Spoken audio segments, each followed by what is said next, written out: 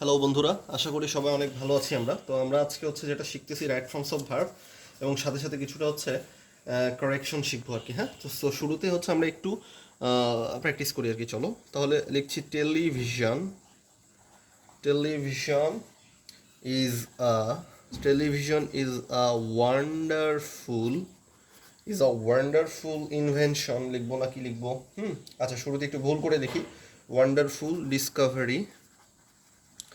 discovery of modern science.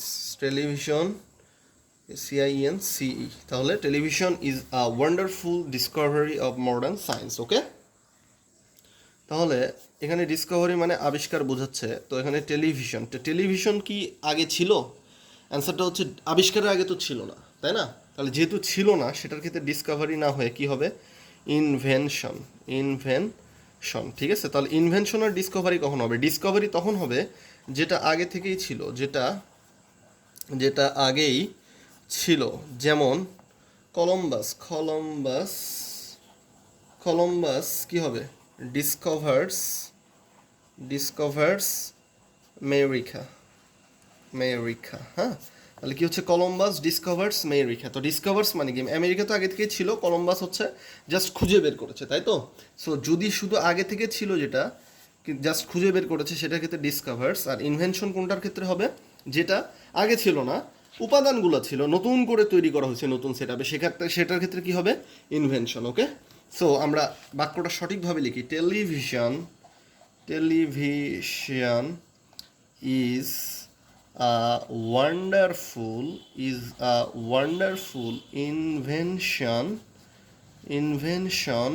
of modern sciences. CIENCE। সবাই আশা করি বুঝতে পেরেছি। ওকে, সো আমরা নেক্সট রাইট ফর্মস অফ ভার্বে যাব। হ্যালো, সো আমরা যেটি শিখব সেটি হচ্ছে যে নাসির ওয়াজ অ্যাপয়েন্টেড, APPOINTED।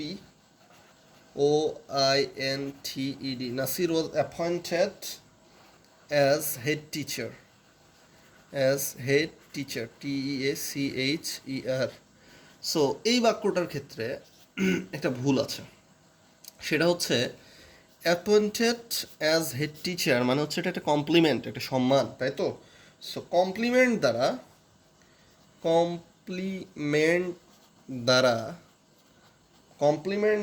কোনো সেন্টেন্স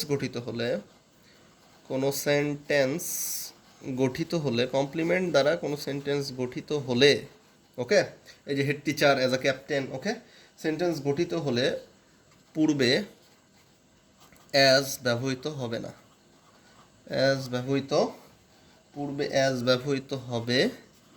না। সো আশা করি সবাই বুঝতে পারতেছি। যেহেতু অ্যাপয়েন্টেড অ্যাজ হেড টিচার লেখা আছে, তাহলে অ্যাজটা কি ব্যবহার হবে না? অ্যান্সারটা হবে না।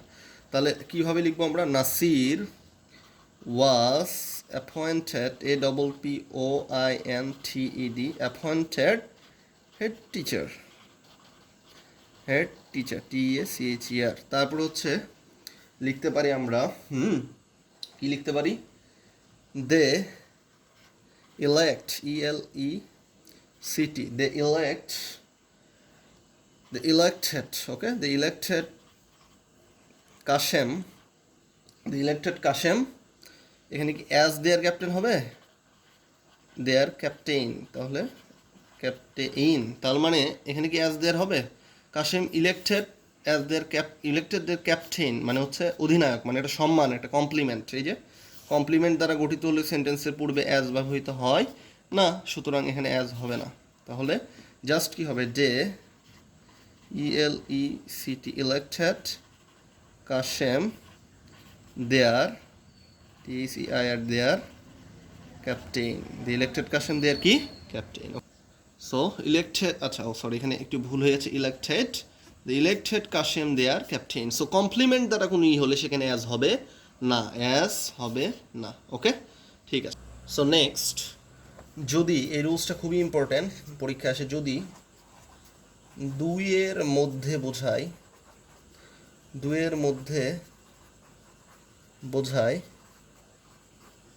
তাহলে দুইয়ের মধ্যে যদি বোঝায় তাহলে হয় ইচ আদার, তাহলে কি হবে ইচ আদার, দুইয়ের মধ্যে বোঝালে ইচ আদার হবে। আর যদি দুই এর অধিক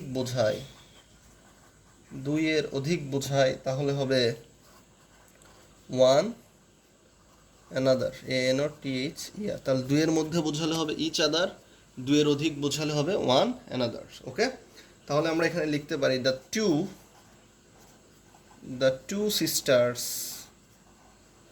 two sisters loved, কি হবে ওয়ান অ্যানাদার না ইচ আদার? দুইয়ের মধ্যে বোঝালে হবে ইচ আদার, দুইয়ের মধ্যে বোঝালে কি হবে ইচ আদার। তাহলে the two sister loved each other, কি হবে ইচ আদার। তো এখানে কিন্তু ওয়ান অ্যানাদার হওয়ার কোনো সুযোগ নেই। ওকে, তাহলে এটা ঠিক।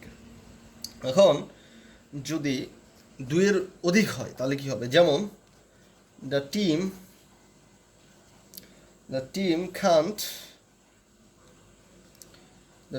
can't progress if they don't help.